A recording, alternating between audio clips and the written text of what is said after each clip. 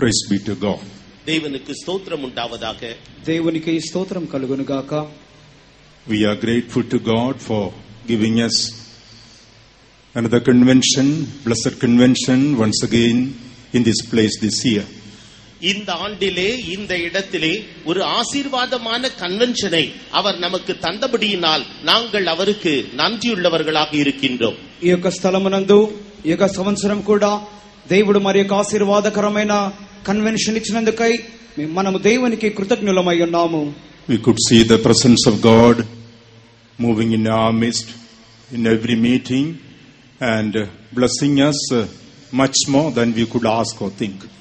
ஒவ்வொரு கூட்டங்களிலேயும் அவருடைய சமூகமானது நம்முடைய மத்தியிலே உலாவி நாம் நினைப்பதற்கும் நாம் கேட்பதற்கும் மேலாக அவர் நம்மை ஆசீர்வதித்துக் கொண்டு வருகிறார் என்பதை நாம் கண்கூடாக கண்டு கொண்டு வருகின்றோம். ప్రతి ఒక్క కూటములో కూడా దేవుని యొక్క సన్నిధానము మన మధ్యలో సంచరించుచు మనం ఊహించు వాటి కంటేను అడుగు వాటి కంటేను అత్యధికముగా ఆయన మనలను ఆశీర్వదించుచు వచ్చుట మనము కన్నులారా చూచుచునే ఉన్నాము. Even though we are not at all worthy, God in His faithfulness and His mercy has been showering His blessings upon His people in these days. நாம் கொஞ்சமேனும் தகுதியற்றவர்களாக நாம் காணப்பட்டாலும் கூட இந்த நாட்களிலே அவருடைய உண்மை நிமித்தமும் அவர் நம்மை ஒவ்வொரு நாளும் ஒவ்வொரு க்ஷணப்பொழுதும் இந்த நாட்களில் எல்லாம் அவர் நம்மை திரட்சியாக ஆசீர்வதித்துக் கொண்டே வருகின்றார். మనము ఏ రీతిగాను యోగ్యత లేని వారముగా కనబడినప్పటికీ ఆయన ఒక్కొక్క దినము ఒక్కొక్క క్షణము మనలను విస్తారముగా ఆశీర్వదించుచున్న వారై ఉన్నారు. Therefore, once again, humbling ourselves, giving all the glory to God for all what God is doing in our midst in these days. Let's all praise God. இந்த நாட்களிலே கர்த்தர் நமக்கு செய்து வருகிறதான சகல காரியங்களையும் நினைத்து பார்த்து நம்மை நாமே தாழ்த்தி எல்லா கனத்தையும் மகிமையும் அவருக்கே செலுத்தி நாம் அவரை నన్றியோடு స్తోత్రిపోమాక. కావున ఈ దినములన్నిటిలో దేవుడు మనకు చేయుచున్న అద్భుతములన్నిటిని తలంచి మనలను మనం తగ్గించుకొని మనము దేవునికి కృతజ్ఞత చెల్లించి దేవునిని స్తోత్రించదము. Hallelujah, hallelujah, hallelujah, hallelujah, hallelujah, hallelujah, hallelujah, hallelujah, hallelujah, hallelujah, hallelujah, hallelujah, hallelujah. Praise be to God. தேவனுக்கு ஸ்தோத்திரம் உண்டாவதாக. దేవునికి స్తోత్రం కలుగునుగాక. Shall we open our Bibles to Psalm 143? 143வது சங்கீதத்திற்காக நாம் நம்முடைய வேதாகமத்தை நாம் திறப்போமாக. మన యొక్క ధ్యానార్థమై మన యొక్క గ్రంథములను 143వ కీర్తన వైపుగా త్రిప్పుకొందాము.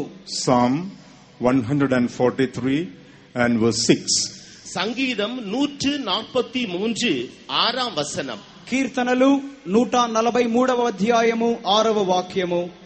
என் கைகளை உமக்கு நேராக விரிக்கிறேன், வறண்ட நிலத்தை போல் என் ஆத்துமா உம்மேல் தாகமாயிருக்கிறது. I stretch forth my hands unto thee, my soul thirsteth after thee as a thirsty land. నీ తట్టు నా చేతులు చాపుచున్నాను, ఎండిపోయిన భూమి వలె నా ప్రాణము నీ కొరకు ఆశపడుచున్నది. These are the words of David, who was the man of God who lived in the Old Testament time. பழைய ஏற்பாட்டு காலத்திலே ஜீவித்ததான தேவனுடைய மனுஷனாகிய தாவீதின் வாக்கியங்கள் வசனங்கள் தான் இவை.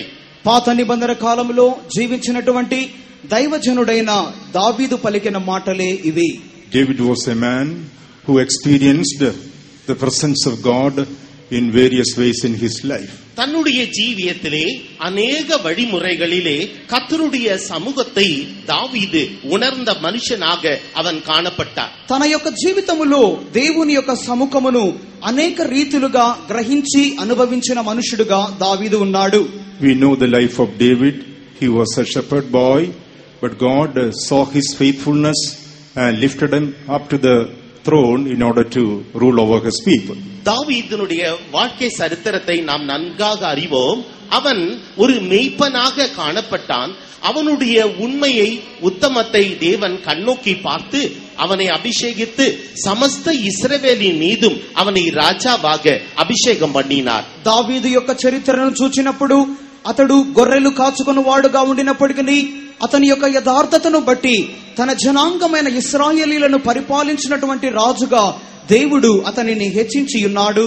He was faithful in the little job he was given by his father to look after his flock.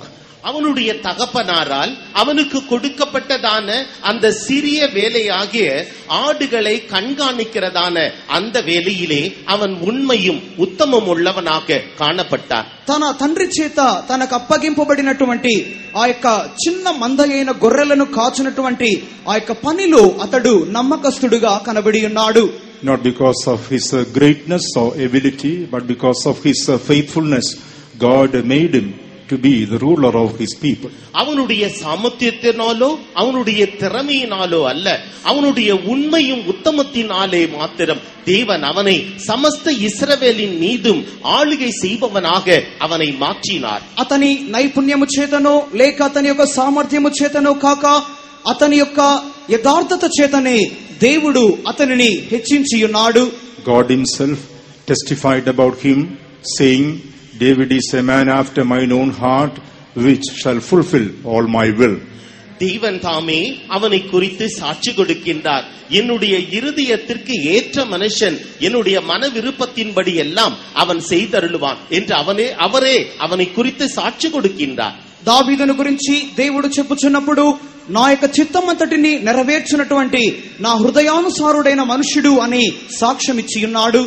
About his end we read that he served his own generation according to the will of God and passed away from this world. தேவனுடைய சித்தத்தின்படியே அவனுடைய சந்ததியின் காலத்திலே அவன் கர்த்தருக்கென்று பணிவிடை ஊழியம் செய்து அவன் இந்த உலகத்தை விட்டு அவன் கடந்து போனார். దైవ చిత్తానుసారముగా అతడు తన తరము వారిని ఏలుబడి చేసి అతడు ఈ లోకము నుండి గతించిపోయెను. God's will and plan concerning the life of David was fulfilled upon this earth. தாவீதை குறித்ததான அவருடைய சித்தமும் அவருடைய திட்டமும் இந்த பூமியிலே அவனிலே நிறைவேறிற்று. దావీదును గురించిన దేవుని ఉద్దేశము ఈ భూమి మీద నెరవేర్చబడి ఉన్నది. Even so, God's will and plan concerning our life upon this earth should be fulfilled.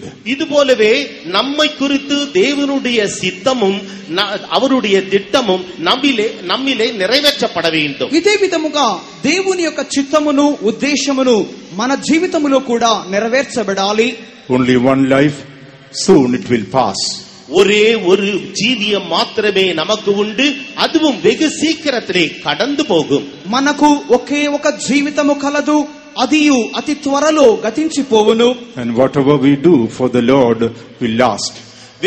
நாம் தேவனுக்காக எதை செய்கின்றோமோ அது మాత్రమే నిலைத்து నిற்கும். కానీ మనము దేవుని నిమిత్తమై ఏదైతే చేయుదుమో అది మాత్రమే నిరంతరము నిలిచి ఉండును. Praise be to God. దేవునికి స్తోత్రం ఉండావதாக. దేవునికి ఈ స్తోత్రం కలుగును గాక.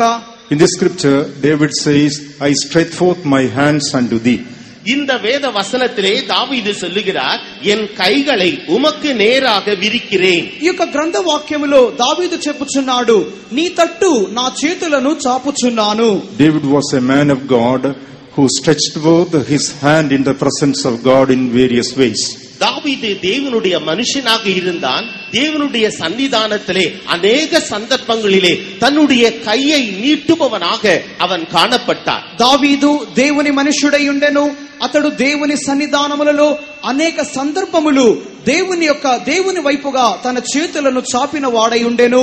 Ever since he was anointed to be the king over the people of God, தேவனுடைய ஜனங்களின் மீது அவன் ராஜாவாக அபிஷேகம் பண்ணப்பட்ட நாள் முதற்கொண்டு దేవుని జనుల మీద అతడు రాజుగా ఉండుటకై అభిషేకింపబడిన దినము మొదలుకొని he had to run from the pillar to post to escape from the hands of the enemy. தன்னுடைய சத்துருனுடைய கரங்களுக்கு நீங்களாக்கும்படியாக அவன் ஒரு முனை தொடங்கி மறுமுனை மட்டும் தன்னுடைய జీవన్ తప్ప ఓడికొండిరుందాన్. అతడైతే తన శత్రువుల చేతిలో నుండి తప్పించుకొను నిమిత్తమై ఒక మూల నుండి మరొక మూలకు నలుమూలలా అతడు పరిగెత్తిన వాడై ఉండెను. Nevertheless, the Lord was his keeper and protected who fulfilled his will in his life. என்றாலும் தேவன் தாமே அவருடைய பாதுகாவலராக, அவரை காப்பவராக அவருடைய ஜீவியத்தை அவரே பாதுகாத்தார். కానీ దేవుడు తానే దావీదును భద్రపరచువాడుగాను కాపాడువాడుగానే ఉండి ఆయనే చివరి వరకు కాపాడి ఉన్నాడు. He says, I stretch forth my hands unto thee. ஆகவே அவர் சொல்லுகிறார், என் கைகளை உமக்கு நேராக விரிக்கிறேன். నీ తట్టు నా చేతులను చాపుచున్నాను అని చెప్పుచున్నాడు. When we go through the word of God, நாம் தேவனுடைய வசனத்தினூடாக கடந்து செல்லுகின்ற போது, మనము దేవుని వాక్యము గుండా వెలుచు ఉన్నప్పుడు, stretching forth our hands in the presence of God is connected with various experiences in our spiritual life. கர்த்தருடைய சமூகத்திலே நம்முடைய கரங்களை நீட்டுவதென்பது நம்முடைய ஆவிக்குரிய ஜீவியத்தில் அநேக அனுபவங்களை அது குறிப்பிடுகிறது. దేవుని వైపుగా మన చేతులను చాపుట అనున్నది అది ఆత్మీయ జీవితములో అనేకమైన అనుభవములను చూపుచూ ఉన్నది. Various experiences are connected with the stretching forth our hands in the presence of God in the Holy Bible. கர்த்தருடைய சன்னிதானத்திலே நம்முடைய கரங்களை விரிப்பதென்பது நம்முடைய ஆவிக்குரிய ஜீவியத்தில் அநேக அனுபவங்களோடு கூட அது சம்பந்தப்படுத்தி ஒப்புமைப்படுத்தி சொல்லப்படுகிறது. దేవుని యొక్క సన్నిధానములో మన యొక్క చేతులను ఆయన వైపు చాపుట అనున్నది దేవుని యొక్క వాక్యానుసారముగా అది అనేకమైన ఆత్మీయ జీవితములతో అది సంబంధపడి ఉన్నది. And God expects that we should stretch forth our hands in the presence of God to experience all those things in our personal lives. நம்முடைய தனிப்பட்ட ஜீவியத்திலேயும் கூட அத்தகைய ஆவிக்குரிய அனுபவங்களை பெற்றுக்கொள்ளும்படியாக நாம் கர்த்தருடைய சன்னிதானத்திலே நம்முடைய கரங்களை நீட்ட வேண்டும் என்று தேவன் நம்மிலே எதிர்பார்க்கின்றார். మన వ్యక్తిగత జీవితంలో కూడా ఆ యొక్క ఆశీర్వాదములన్నిటినీ మనమును పొందుకొను నిమిత్తమై మనము దేవుని సన్నిధానములో మన చేతులను ఆయన వైపు చాపవలెను అని ఆయన మన ఎడల కోరుచు ఉన్నాడు. Praise be to God. தேவனுக்கு ஸ்தோத்திரம் உண்டாவதாக. దేవునికి స్తోత్రం కలుగును గాక. Tonight we would highlight 7 experiences connected to stretching forth our hands in the presence of God in the light of the word of God. தேவனுடைய வசனத்தின் வெளிச்சத்தின் அடிப்படையிலே கர்த்தருடைய சன்னிதானத்திலே கரங்களை நீட்டுதல் என்பதற்கான 7 ஆவிக்குரிய கருத்துக்களை இந்த இரவிலே நான் உங்களோடு பகிர்ந்து கொள்ள விரும்புகின்றேன். కావున ఈ రాత్రి కాలమందు దేవుని యొక్క వాక్యపు వెలుగులో మన చేతులను పైకెత్తుట అను అంశము 7 అంశములతో నేను పోల్చి మీకు చెప్పగోరుచున్నాను. Various experiences are mentioned, but tonight we would like to place before you 7 experiences connected with the stretching forth of our hands in God's presence. கர்த்தருடைய சன்னிதானத்திலே கரங்களை நீட்டுதல் என்பதற்கான அநேக ஆதாரங்கள் அனுபவங்கள் சொல்லப்பட்டிருக்கிறது என்றாலும் வேதத்தில் காணப்படுகிறதான 7 அனுபவங்களை மாத்திரமே இந்த மாலை நேரத்திலே நான் உங்களிடத்திலே சொல்ல முற்படுகின்றேன். దేవుని సన్నిధానములో దేవుని వైపు మనము చేతులు చాపుటానున్నది దేవుని యొక్క వాక్యములో అనేకమైన అనుభవములను చూపించుచూ ఉన్నప్పటికీ దేవుడు ఇప్పుడు 7 అనుభవములను నేను దేవుని యొక్క వాక్యపు వెలుగులో మీకు చూపించగోరుచున్నాను. First of all, stretching forth our hands is connected to do the perfect will of God. முதலாவது நம்முடைய கரங்களை நீட்டுவது என்பது தேவனுடைய பரிபூரணமான சித்தத்தை செய்வதற்கு ஒப்பனையாக காணப்படுகிறது. మొదటిదిగా దేవుని వైపు చేతులు చాపుటానున్నది దేవుని యొక్క పరిపూర్ణమైన చిత్తమును చేయుటను చూపుచున్నది. In the book of Genesis chapter 20 when we read, ஆதியாகமம் 20ஆம் அதிகாரம், chapter 22 when we read, ஆதியாகமம் 22ஆம் அதிகாரத்தை நாம் வாசிக்கின்றபோது, ఆదికాండము 22వ అధ్యాయాన్ని మనం చదివినప్పుడు Genesis chapter 22 and verse 10, it is mentioned about Abraham who stretched forth his hand. ஆதியாகமம் 22ஆம் அதிகாரம் 10ஆம் வசனத்திலே ஆபிரகாம் இங்கு தன்னுடைய கையை நீட்டினான் என்று நாம் வாசிக்கின்றோம். ఆదికాండము 22వ అధ్యాయము 10వ వాక్యములో అప్పుడు అబ్రహాము తన చెయ్యి చాపీను అని చదువుచున్నాం. பின்பு ஆபிரகாம் தன் குமாரனை வெட்டும்படிக்கு தன் கையை நீட்டி கத்தியை எடுத்தான். And Abraham stretched forth his hand and took the knife to slay his son. Praise be to God. தேவனுக்கு ஸ்தோத்திரம் உண்டாவதாக. దేవునికి స్తోత్రం కలుగును గాక. Abraham stretched forth his hand and took the knife to slay his son. Abraham தன் குமாரனை வெட்டும்படிக்கு தன் கையை நீட்டி கத்தியை எடுத்தான். అప్పుడు అబ్రహాము తన కుమారుని వధించుటకు తన చెయ్యి చాపి కత్తి పట్టుకొనగా. Here Abraham stretched forth his hand in order to obey whatever God commanded him.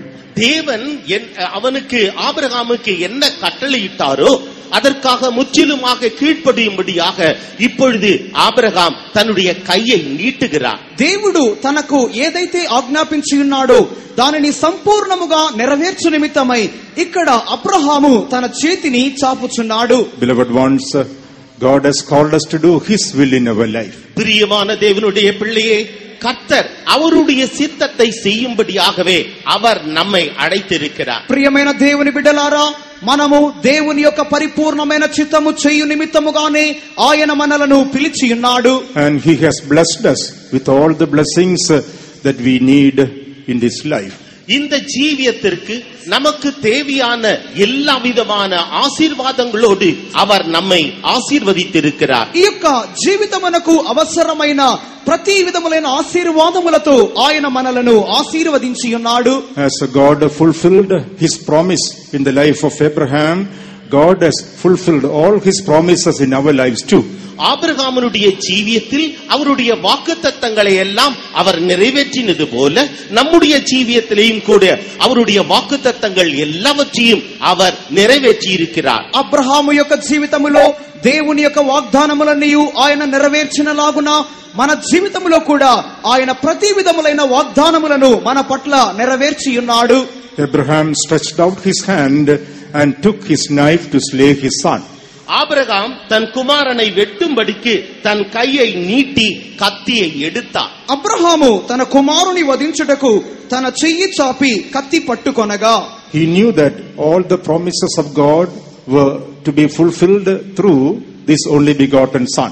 அவருடைய ஒரே பேரான குமாரனின் மூலமாக அவருடைய வாக்குத்தத்தங்கள் எல்லாம் நிறைவேறும் என்பதை அவன் நன்றாக அறிந்திருந்தார். ఆ యొక్క ఏకైక కుమారుని మూలముగా ఆ యొక్క వాగ్దానములన్నీ నెరవేరును అని అతడు బాగుగా ఎరిగిన వాడయుండెను. Nevertheless, when the Lord told him to offer him as a burnt offering in the Mount of Moriah, Abraham was more than willing to obey what God told him. என்றாலும் கூட தேவன் அவனுடைய ஏக புத்திரனை மோரியா மலையின் மீது சர்வாங்க தகன பலி இடும்படியாக அவனுக்கு கட்டளை இட்ட பொழுது அவன் அதை அப்படியே முற்றிலுமாக செய்ய அவன் துணிந்து விட்டான். అయినప్పటికీ అదే కుమారుని ఆ యొక్క మోరియా కొండ మీద దేవుడు దహన బలిగా అర్పించమని చెప్పినప్పుడు ఆ యొక్క మాటకు అతడు సంపూర్ణముగా లోబడి ఉండెను. In this portion we are able to see the perfect obedience of Abraham. இந்த வேத பகுதியிலே ஆபிரகாமினுடைய பூரணமான கீழ்ப்படிதலை குறித்து நாம் இங்கு காணுகின்றோம். ఈ యొక్క వాక్య భాగములో మనము అబ్రహాము యొక్క పరిపూర్ణమైన విధేయతను మనం గమనించగలము. If we are to do the will of God in our life, we need the character of obedience in the presence of God. நம்முடைய ஜீவியத்திலே தேவனுடைய பரிபூரணமான சித்தத்தை நிறைவேற்ற வேண்டும் என்றால் கர்த்தருடைய சன்னிதானத்திலே நமக்கு ஒரு பூரணமான கீழ்ப்படிதல் தேவை. మన జీవితంలో కూడా దేవుని యొక్క పరిపూర్ణమైన చిత్తము నెరవేరవలెను అన్నట్లయితే మన జీవితంలో ఒక పరిపూర్ణమైన విధేయత కనబడాలి.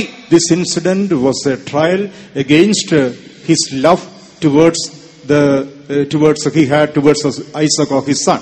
அவனுடைய ஒரே பேரான குமாரனாகிய அந்த ஈசாக்கின் மீது அவனுக்கு இருந்ததான அந்த அன்பை குறித்ததான ஒரு சோதனை இதுவே.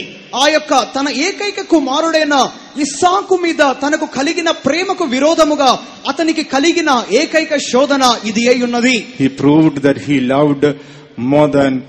loved God more than his son. தன்னுடைய மகனை காட்டிலும் தன் தேவனாகிய கர்த்தரை அவன் அதிகமாக நேசித்தான் என்பதை இதன் மூலமாக அவன் நிரூபித்தான். తన కుమారుని కంటే తన దేవుడైన యెహోవాను అతడు అత్యధికముగా ప్రేమించెను అని దీని మూలముగా అతడు రుజువు చేసి ఉన్నాడు. If we are to do the perfect will of God in our life, we should love our God more than everything in this world. இந்த நாம் நம்முடைய ஜீவியத்திலே தேவனுடைய பரிபூரணமான சித்தத்தை நமக்குள்ளே நிறைவேற்ற வேண்டும் என்றால் இந்த உலகத்தில் உள்ள எல்லாவற்றை காட்டிலும் நம்முடைய தேவனாகிய கர்த்தரை நாம் அதிகமாக நேசிக்க வேண்டும். మనము మన జీవితంలో దేవుని యొక్క పరిపూర్ణమైన చిత్తము చేయవలెను అన్నట్లయితే మన యొక్క జీవితములో మిగిలిన అందరికంటే అన్నిటికంటే మన దేవుని అత్యధికముగా ప్రేమించాలి. Not only that, this incident was a trial of his faith. அது மாத்திரமல்ல, இந்த சம்பவமானது அவருடைய விசுவாசத்திற்கு ஒரு பரீட்சையாக காணப்பட்டது. అంత మాత్రమే కాక ఈ సంఘటననున్నది అతని విశ్వాసమునకు ఒక పరిశోధనగా ఉండి ఉన్నది.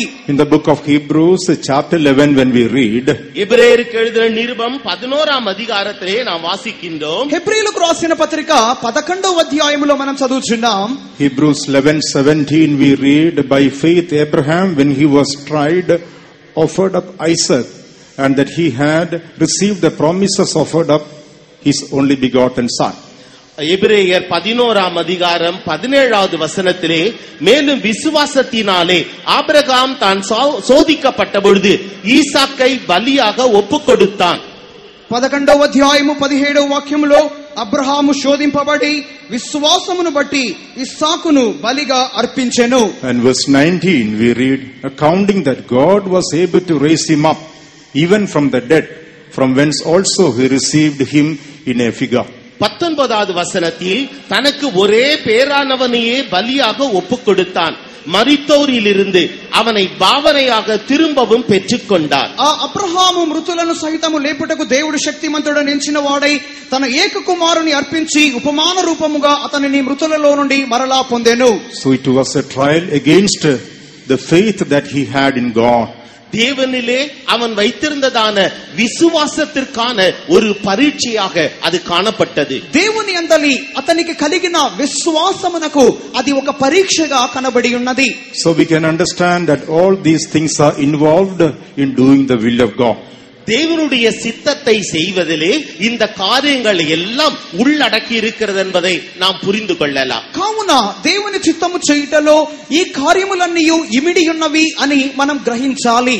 In order to do the will of God, we should have a perfect obedience. தேவனுடைய பரிபூரணமான சித்தத்தை செய்ய வேண்டும் என்றால் நமக்கு ஒரு பூரணமான கீழ்ப்படிதல் தேவை. దేవుని పరిపూర్ణమైన చిత్తము మనం చేయవలెను అన్నట్లయితే మనకు పరిపూర్ణమైన విధేయత అవసరమై ఉన్నది. In order to do the will of God, we should love our God more than all the blessings or everything that God has given us. நாம் தேவனுடைய பரிபூரணமான சித்தத்தை செய்ய வேண்டும் என்றால் தேவன் நமக்கு தந்ததான ஆசீர்வாதங்களை காட்டிலும் மற்ற எல்லா காரியங்களை காட்டிலும் தேவனை மாத்திரம் நாம் அதிகமாக நேசிக்க வேண்டும். మనము దేవుని యొక్క పరిపూర్ణ చిత్తము చేయవలెను అన్నట్లయితే దేవుడు మనకిచ్చిన ఆశీర్వాదముల కంటేను మిగిలిన అన్ని విషయముల కంటేను మన దేవునినే మనము అత్యధికంగా ప్రేమించు వారమై ఉండవలెను. In order to do the will of God, we must be able to believe our God in everything and for everything. தேவனுடைய பரிபூரணமான சித்தத்தை செய்ய வேண்டும் என்றால் தேவனிலே நாம் முற்றிலுமாக விசுவாசிக்க வேண்டும். எல்லாவற்றிலும் ఎదర్కెడుతాலும் நாம் அவரிலே మాత్రం విశ్వాసం வைக்க வேண்டும். దేవుని పరిపూర్ణ చిత్తము చేయవలెను అన్నట్లయితే ప్రతి విషయములలోనూ అన్ని కార్యములలోనూ అంతయు మనము దేవుని యందలి మాత్రమే విశ్వాసం ఉంచాలి. So stretching forth our hands is connected to do the will of God in our life. நம்முடைய கரங்களை நீட்டுதல் என்று சொல்வது நம்முடைய ஜீவியத்திலே தேவனுடைய பரிபூரணமான சித்தத்தை செய்வதை அது குறிப்பிடுவதாகும். కావున మన చేతులను చాపుటానున్నది దేవుని యొక్క పరిపూర్ణమైన చిత్తమును చేయుటను చూపుచున్నది. When we took waters of baptism, we surrendered our body to do the will of God. நாம் தண்ணீர் ஞானஸ்தானம் பெற்றுக்கொண்ட பொழுது தேவனுடைய பரிபூரணமான சித்தத்தை செய்யும்படியாக நாம் நம்மை ஒப்படைத்தோம். మనము నీటి బాప్తిస సత్యమునకు అప్పగించుకొనినప్పుడు దేవుని యొక్క పరిపూర్ణమైన చిత్తము చేయు నిమిత్తమై మనలను మనము అప్పగించుకొని ఉన్నాము. And God expects that we must continue to do His will and please Him in our lives. நாம் நம்முடைய ஜீவியத்திலே தொடர்ச்சியாக அவருடைய பரிபூரணமான சித்தத்தை செய்து அவரை தொடர்ச்சியாக பிரியப்படுத்துவோம் என்று அவர் நம்மிலே எதிர்பார்க்கின்றார். మన జీవితములో మనము కొనసాగించి ఆయన చిత్తము చేయుచూ ఉండి ఆయనను సంతోష పెట్టవలనని ఆయన మన ఎడల కోరుచూ ఉన్నాడు. About David, God said, He is a man after mine own heart, which shall fulfill all my will. தாவீது என்னுடைய இருதயத்திற்கு ஏற்றதான மனுஷன், அவன் என்னுடைய இருதயத்தின் காரியங்கள் அனைத்தையுமே அவன் நிறைவேற்றுவான் என்று தாவீதை குறித்து தேவன் தாமே சாட்சி கொடுத்தார். దావీదు నా చిత్తమంతటిని నెరవేర్చినటువంటి నా హృదయానుసారుడైన మనుష్యుడు అని దావీదును గురించి దేవుడు సాక్ష్యం ఇచ్చి ఉండెను. David says, I stretch forth my hands unto thee. இப்பொழுது தாவீது சொல்லுகிறார், ஆண்டவரே என்னுடைய கரங்களை உமக்கு நேராக நான் விரிக்கின்றேன். దావీదు చెప్పుచున్నాడు, దేవా నీ తట్టు నా చేతులను చాపుచున్నాను. Beloved ones, in our trials, in our temptations, let us be doing the will of God. பிரியமானவர்களே, நம்முடைய சோதனைகள், நம்முடைய பாடுகளிலே நாம் தேவனுடைய சித்தத்தை செய்வோமாக. ప్రియమైన వారలారా, మన యొక్క శోధనల్లోను పరీక్షలలోను మనము దేవుని యొక్క చిత్తమును మాత్రమే చేయుదము. Let us love the Lord more than everything in this world. Let us be filled with His faith that we will be able to please Him by doing His will. இந்த உலகத்தில் உள்ளதான எல்லாவற்றை காட்டிலும் நாம் அவரையே மேலாக நேசிப்போமாக.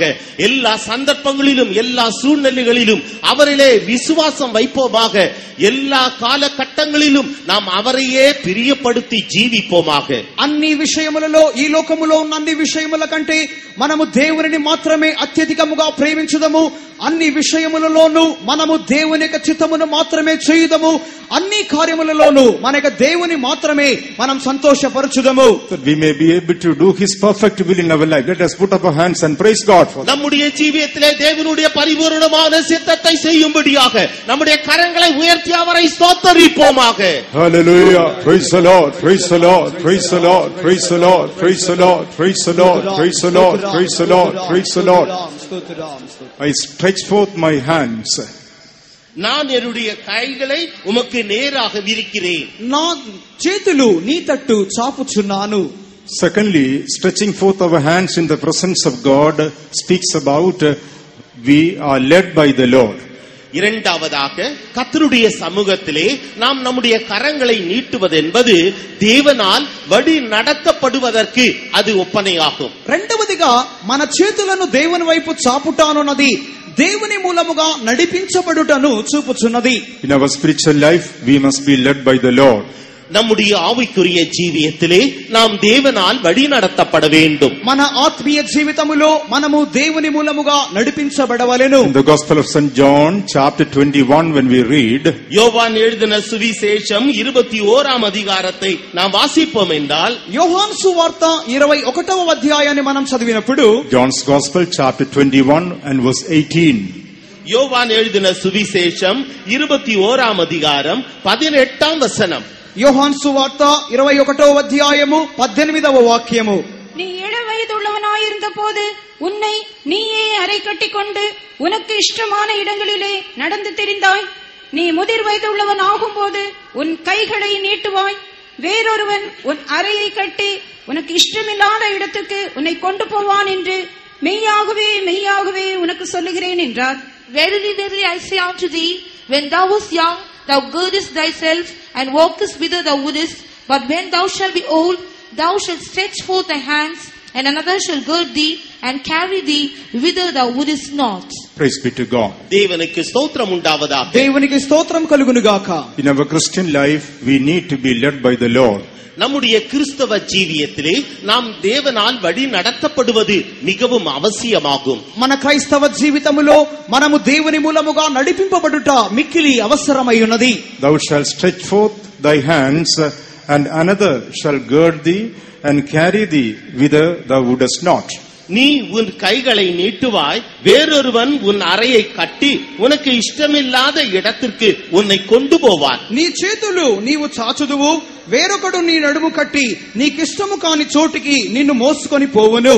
Who is this another person that carries us whither we do not like? இஷ்டமில்லாத இடத்திற்கு உன்னை கொண்டு போகிறதான இந்த வேறொரு நபர் யார்? మనకు ఇష్టము లేనటువంటి చోటుకు తీసుకొని పోవునటువంటి ఈ యొక్క వేరొకడు ఎవరు?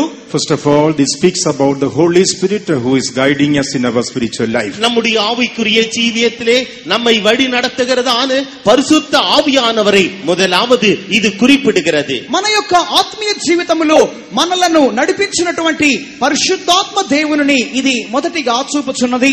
Secondly, it speaks about the servants of God who are guiding us in our spiritual life. இரண்டாவதாக நம்முடைய ஆவிக்குரிய ஜீவியத்திலே நம்மை வழி நடத்துகிறதான கர்த்தருடைய ஊழியக்காரரை இது குறிப்பிடுகிறது. రెండవదిగా మన ఆత్మీయ జీవితములో మనల్ని నడిపించుచున్నటువంటి దైవ సేవకులను ఇది చూపుచున్నది. The Lord filled us with the baptism of the Holy Ghost that we may walk in the Spirit. கர்த்தர் நம்மை பரிசுத்தாவியின் அபிஷேகத்தினால் நிறைத்தார். ஏனென்றால் நாம் ஆவியின் அந்த புதிதான தன்மையிலே நடக்கும்படியாக. మనము ఆత్మలో నడుచు నిమిత్తమై దేవుడు మనలను పరిశుద్ధాత్మ అభిషేకము చేత నింపియున్నాడు. The Bible says those who are led by the Spirit of God, they are the sons of God. கர்த்தருடைய ஆவியினால் வழி நடத்தப்படுபவர்கள் அவர்கள் தேவனுடைய புத்திரராக இருக்கிறார்கள் என்று தேவனுடைய வசனம் சொல்லுகிறது. ఎందరు దేవుని ఆత్మ చేత నడిపింపబడుదురో వారందరూ దేవుని కుమారులై ఉన్నారు అని దేవుని వాక్యము చెప్పుచున్నది. The Holy Ghost has been given to us so that we could speak in some tongues and not finish with that. பரிசுத்த ஆவியானவர் அவர் நமக்கு கொடுக்கப்பட்டிருக்கிறார்.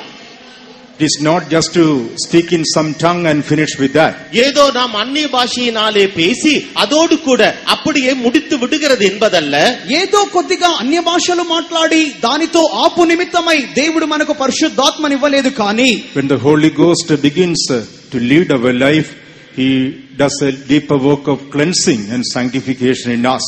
நம்முடைய ஜீவியத்திலே ஒரு சுத்திகரிக்கின்றதான வேலையை செய்து பரிசுத்தமாக்குதலின் வேலையை அவர் ஆழமாக செய்து கொள்கிறார். మన జీవితమును శుద్ధీకరించి మన జీవితములో ఒక లోతైన పరిశుద్ధపరచుటను ఆయన చేయిచు ఉన్నాడు.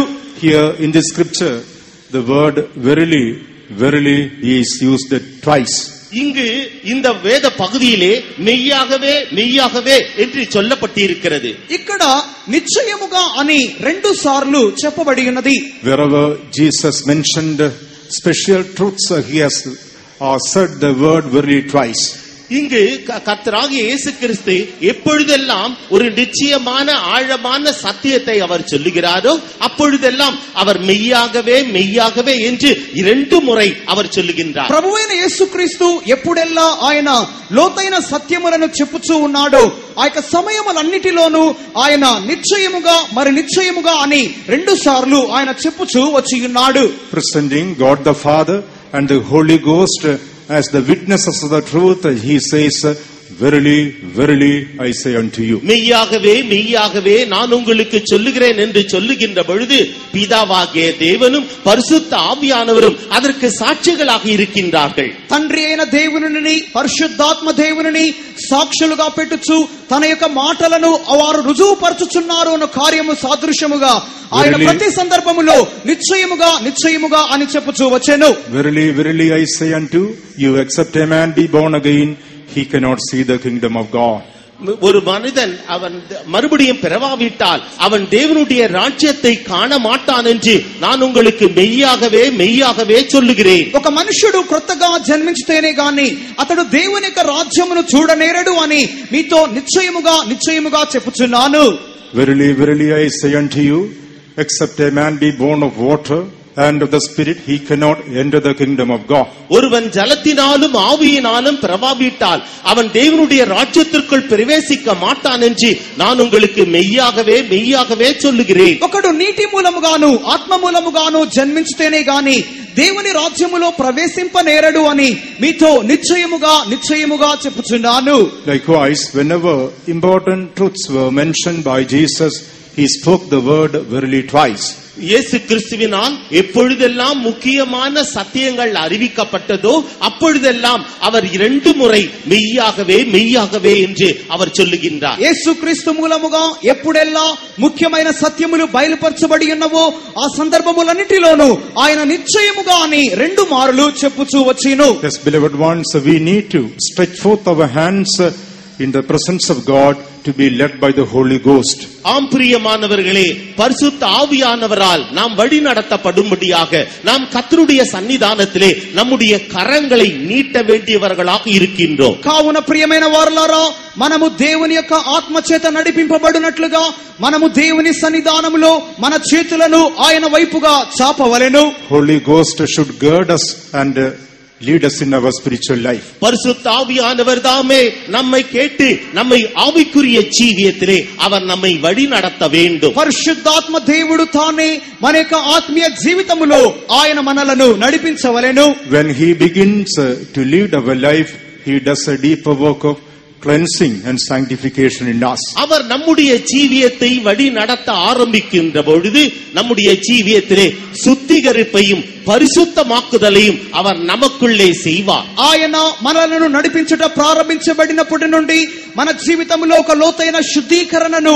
పరిశుద్ధతను ఆయన జరిగించును. In the book of Romans chapter 8 and verse 14 it is written, ரோமருக்கு எழுதின நிருபம் 8ஆம் அதிகாரம் 14வது வசனத்திலே எழுதப்பட்டிருக்கிறது. రోమా పత్రిక 8వ అధ్యాయము 14వ వాక్యములో చదువుచున్నప్పుడు, for as many as led by the Spirit of God, they are the sons of God.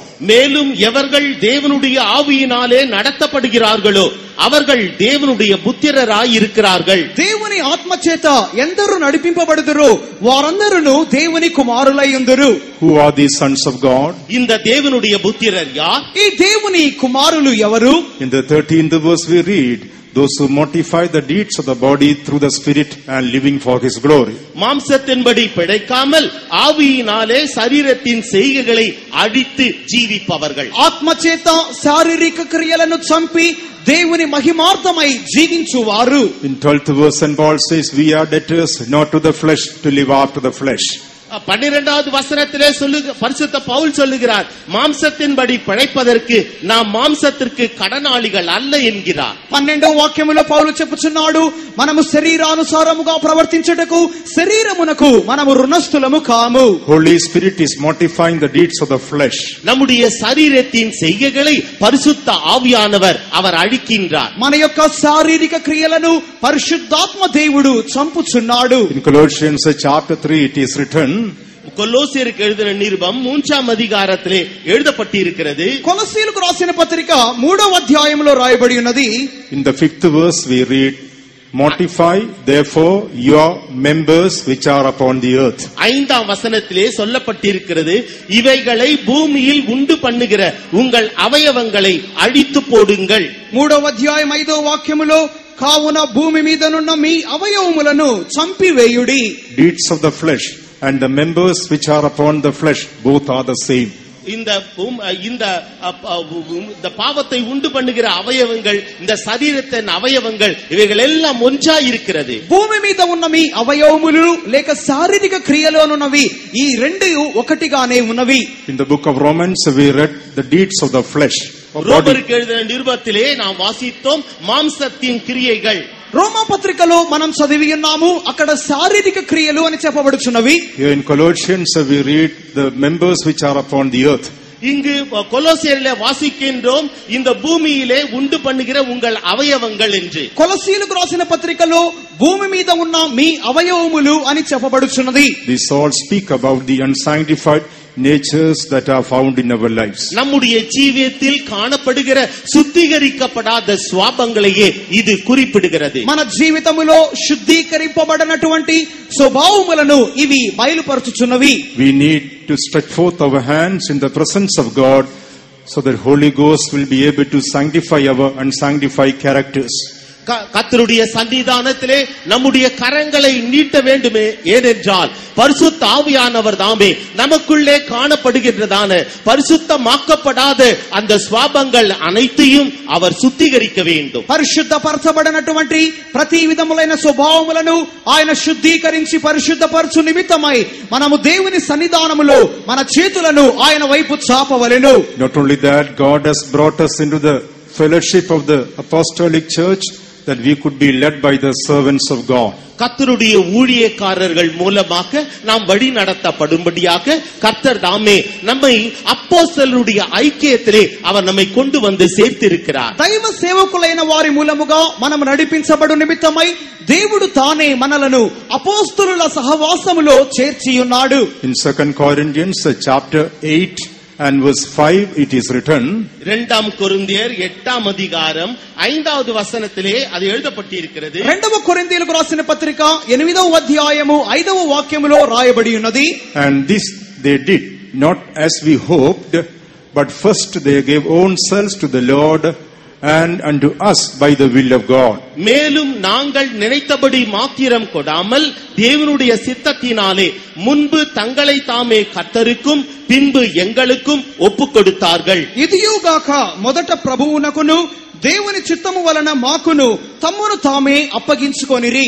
God has given us the fellowship of the church that we could be led by the servants of God in our spiritual journey. நம்முடைய ஆவிக்குரிய பிரயாணத்திலே நாம் வழி நடத்தப்படும்படியாக கர்த்தர் தாமே அவருடைய பரிசுத்தவான்களை அவருடைய பரிசுத்த சபையிலே நமக்கு அவர் தந்திருக்கின்றார். మన ఆత్మీయ ప్రయాణములో మనము నడిపించబడు నిమిత్తమై తన పరిశుద్ధమైన సంఘములో దేవుడు తన పరిశుద్ధమైన సేవకులను మనకు అనుగ్రహించి ఉన్నాడు. By living an independent life, we cannot be prepared to meet our Jesus when he comes. ஒரு சுயாதீனமான ஜீவியத்தை நாம் செய்து கொண்டிருப்போம் என்றால் கர்த்தராகிய இயேசு கிறிஸ்து வரும்பொழுது அவரை சந்திக்கும்படியாக நாம் நம்மை ஆயத்தப்படுத்திக் கொள்ள முடியாது. ఒక స్వేచ్ఛతో కూడిన జీవితమును మనం చేయిచూ ఉండినట్లయితే మన ప్రభువైన యేసుక్రీస్తు రాకడలో కనబడు నిమిత్తమై మనలను మనము సిద్ధపరచుకొనలేము. By living an independent life, our self-will never be broken. நாம் ஒரு சுயாதீனமான ஜீவியத்தை செய்து கொண்டிருப்போம் என்றால் நம்முடைய சுய விருப்பமானது சுய சித்தமானது ஒருபோதும் உடைத்தெறியப்பட முடியாது. మనము స్వేచ్ఛతో కూడిన జీవితమును చేయిచూ ఉన్నట్లయితే మన యొక్క స్వంత చిత్తం అనున్నది ఏనాడును అది బద్దలు చేయబడదు. Unless our self-will is broken, we cannot do the perfect will of God. நம்முடைய சுயாதீன சித்தமானது உடைத்தெறியப்படாவிட்டால் தேவனுடைய பரிபூரணமான சித்தத்தை நம்மால் செய்ய முடியாது. మన యొక్క స్వంత చిత్తము బద్దలు కానంత వరకు మనము దేవుని యొక్క పరిపూర్ణమైన చిత్తము చేయలేము. Only in the fellowship of the true church, our self-will be broken. உண்மையான அவருடைய சபையிலே மாத்திரம் நம்முடைய சுயாதீன சித்தமானது உடைத்தெறியப்படும். దేవుని యొక్క నిజమైన సంఘములో మాత్రమే మన స్వంత చిత్తము బద్దలు చేయబడును. So both the Holy Ghost and the servants of God are leading in us in our spiritual journey, that our self will be broken and we could do the perfect will of God. நம்முடைய சுயாதீன சித்தமானது உடைத்தெறியப்பட்டு தேவனுடைய பரிபூரணமான சித்தத்தை செய்யும்படியாக பரிசுத்த ஆவியானவரும் கர்த்தருடைய ஊழியக்காரரும் நமக்கு அவர்கள் உதவி செய்கிறார்கள். మన స్వంత చిత్తము బద్దలు చేయబడి దేవుని పరిపూర్ణమైన చిత్తము చేయు నిమిత్తమై మన ఆత్మీయ ప్రయాణములో దేవుని యొక్క పరిశుద్ధాత్ముడును దేవుని పరిశుద్ధ సేవకులను మనలను నడిపించు వారై ఉన్నారు. Let us obey the Holy Ghost and be walking according to his will. நாம் பரிசுத்த ஆவியானவருக்கு கீழ்ப்படிந்து அவருடைய சித்தத்தின்படியே நாம் நடப்போமாக. దేవుని పరిశుద్ధాత్మునికి మనము లోబడి ఆయన చిత్తానుసారముగానే మనము నడుచుకొందాము. Let us allow the Holy Ghost to sanctify our unsanctified natures and help us to develop our divine qualities in this life. நம்முடைய சுத்திகரிக்கப்படாத சுவாபங்களை சுத்திகரிக்கும்படியாக பரிசுத்த ஆவியானவருக்கு நாம் இடம் தந்து அவர் மூலமாக நம்முடைய தெய்வீக சுவாபங்களிலே நாம் வளரும்படியாக அவரிடத்திலே நம்மை ஒப்படைப்போமாக. శుద్ధీకరింపబడినటువంటి స్వభావములను దేవుని పరిశుద్ధాత్మ మూలముగా మనం శుద్ధీకరించుకొని మన జీవితములో దైవికమైన స్వభావములతో మనము దేవుని పరిశుద్ధాత్మ మూలముగా ఎదుగుదము. When our self-will is broken, let us accept them in the right spirit so that we can do the perfect will of God.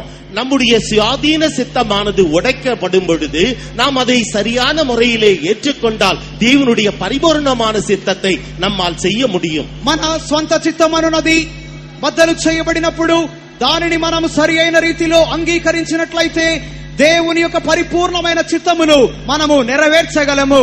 God may help us to stretch forth our hand in the presence of God, that he may lead us by the Holy Ghost and the servants of God. Shall we praise God for that? கர்த்தருடைய சன்னிதானத்திலே நம்முடைய கரங்களை நீட்டுவதன் மூலமாக பரிசுத்த ஆவியானவரும் கர்த்தருடைய ஊழியக்காரரும் நம்மை வழி நடத்தும்படியாக நாம் நம்மை முற்றிலும் ஒப்படைக்கும்படியாக நாம் அவரை ஸ்தோத்திரிப்போமாக. Hallelujah. Hallelujah. Hallelujah. Hallelujah. Hallelujah. Hallelujah. Hallelujah. Hallelujah. Praise be to God. தேவனுக்கு ஸ்தோத்திரம் உண்டாவதாக. దేవునికి స్తోత్రం కలుగును గాక. Thirdly, stretching forth our தேவனுடைய சித்தத்தின்படி செய்தல். పుటానున్నది దేవునికి మనము సత్క్రియలను చేయుట లేక నీతి క్రియలను చేయుటను చూపుచున్నది. చేత ఆయన నింపుచూ ఉన్నాడు. Not to live a selfish life, but to live a sacrificial life. ஒரு சுயநலமுள்ள ஜீவியத்தை செய்யும்படியாக அல்ல, நாம் தியாகமுள்ள ஒரு ஜீவியத்தை செய்யும்படியாகவே அவர் நமக்கு இவைகள் தந்திருக்கிறார். స్వార్థపూరితమైన జీవితము చేయుటకు కాదు గాని త్యాగపూరితమైన జీవితము చేయు నిమిత్తముగానే ఈ యొక్క ఆశీర్వాదములను ఆయన అనుగ్రహించి ఉన్నాడు. Spiritually, God has blessed us. ஆவிக்குரிய ரீதியிலே தேவன் நம்மை ஆசீர்வதித்திருக்கிறார். ఆత్మీయ రీతిగా దేవుడు మనలను ఆశీర్వదించి ఉన్నాడు. God has blessed us with the best blessings in our spiritual life. நம்முடைய ஆவிக்குரிய ஜீவியத்திலே மிகவும் நேர்த்தியான ஏற்றதுமான ఆశీర్వాదங்களினாலே அவர் நம்மை ఆశీర్వదిத்திருக்கிறார். ఆత్మీయ జీవితములో అతి శ్రేష్టమైన ఆశీర్వాదముల మూలముగా ఆయన ఆశీర్వదించి ఉన్నాడు.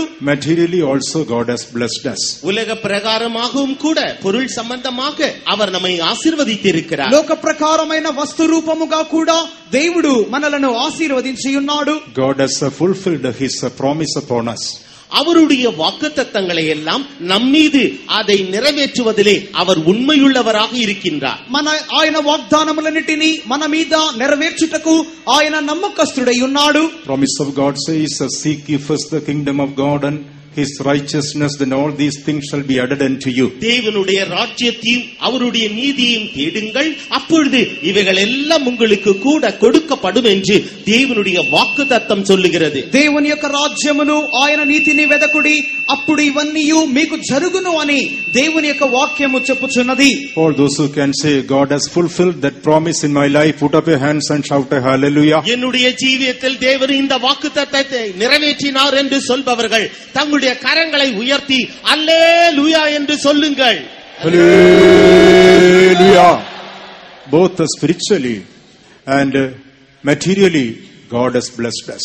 ஆவிக்குரிய ரீதியாகவும் உலக பிரகாரமான ஆசீர்வாதங்களினாலும் தேவன் நம்மை ஆசீர்வதித்திருக்கின்றார். ఆత్మీయ రీతిగాను లోక ప్రకారమైన ఆశీర్వాదములతోను దేవుడు మనలను ఆశీర్వదించి ఉన్నాడు. Not to live a selfish life.